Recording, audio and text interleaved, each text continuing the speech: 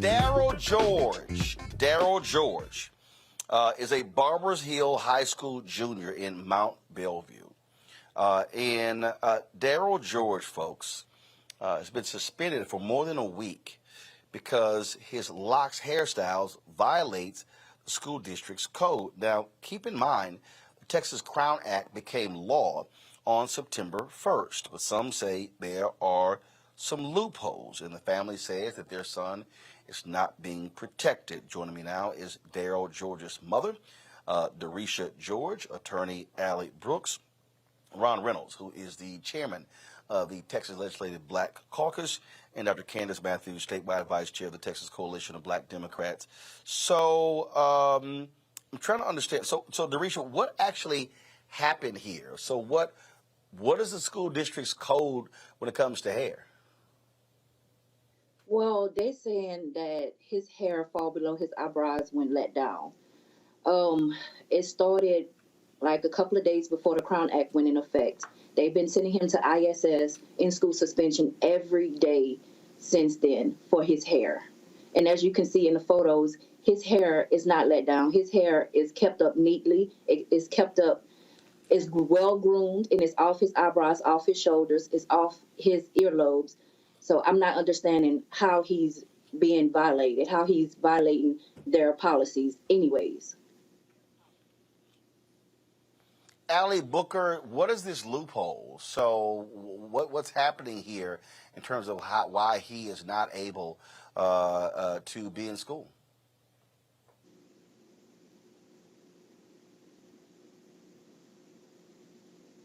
Allie? Yes. Can you hear me? Yeah, what exactly is this loophole? Well, the loophole that they are discussing is that, well, it's basically that the law is not defined. So the argument is that although there is a Crown Act that covers texture as well as protective hairstyles, it does not cover length, or at least that's their argument. Our argument is that it does. The protective hairstyle in and of itself is protected, therefore the length would be protected underneath. Ron, I'm confused. The law is the law. It's hair discrimination. So how can they even remotely make this argument that length isn't covered? Well, Fred, this is. Oh, well, Fred, this is. No, hold on 1 second. Representative Reynolds, go. Okay, Fred, this is totally outrageous. We passed House Bill 567, the Texas Crown Act, to protect students like Darryl from being able to wear their natural hair and being discriminated against. This school district has a history. They started with DeAndre Arnold. That's what led us to file the Crown Act last session. This session, we got it over the hump. Roland, you know, like your viewers, some of them, that Texas is one of the most conservative states in the country. It was hard as heck to get the Crown Act passed, but we did it in a bipartisan way. And there is no reason why Barbers Hill High School is continuing to discriminate against these black students because they choose to wear locks and braids and twists. This policy is to circumvent the law. They are like no better than when they did to those Little Rock Nine and those other students after they passed the civil rights laws.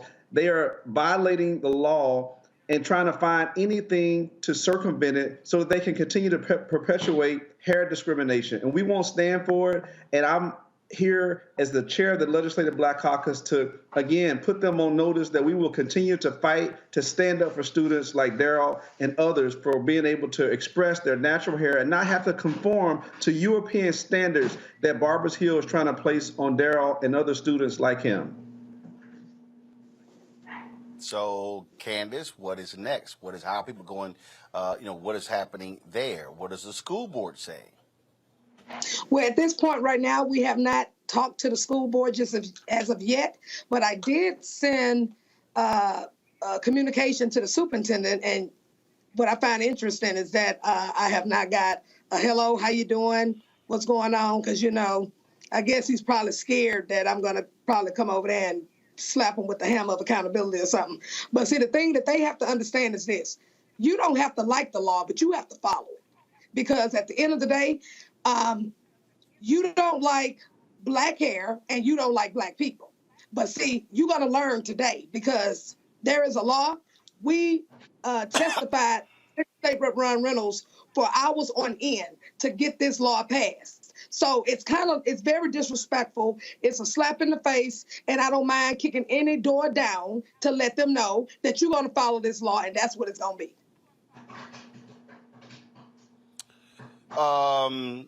Darresha, what? So your son, he's suspended.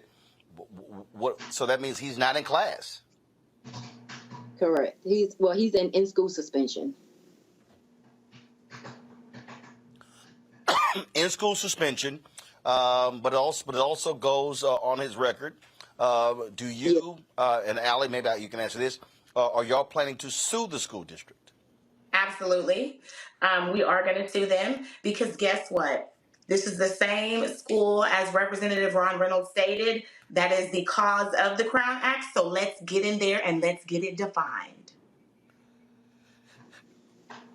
Ron, do you see any need for the legislature to add to this, to modify this, or is this simply a school district that is defying a state law? Well, Roland, this is a school district defying a state law. The Crown Act, they know the spirit of the law because they're the reasons why we filed the bill in the first place. I'm so proud of Retta Andrews Bowers, the author, and I'm the proud joint author of this bill. And they know that this bill was passed to protect students like Darryl because of what they did to DeAndre and also Caden. So this school has a history. Maya Angelou said, when people show you who they are, believe them the first time. We believe you, Barbers Hill, that you want to discriminate against people. And what we don't need a new law. What we need, Roland, is the Attorney General's office in the state of Texas to enforce the existing law. We need the Texas Education Agency to do that. So Commissioner Mike Morath, that's what you need to do, because if they don't, then we're going to ask the U.S. Department of Justice Civil Rights Division to bring Dr. Candice Matthews' hammer of accountability. And so when I'm in D.C. next week at the Congressional Black Caucus, I intend to talk and have conversations with members of the Congressional Black Caucus, Congresswoman Sheila Jackson Lee and Congressman Al Green, to ask them to intervene. Because if the state of Texas won't do their jobs after we pass this law, then we need to have the U.S. Department of Justice. That's what had to happen when they didn't want to allow African-American schools to enter their schools after desegregation, after Brown versus Board. We had to have the federal government come in. Unfortunately, Barbers Hill is no different, and we may just have to have the federal government to come in and help step in and protect students. And I appreciate Attorney Allie for bringing a lawsuit. I appreciate people like Candice Matthews for speaking truth to power. But it takes a village. And Roland, thank you for allowing us to get this out, because people need to be outraged that in 2023, we still have students that are being discriminated against simply because of their natural hair.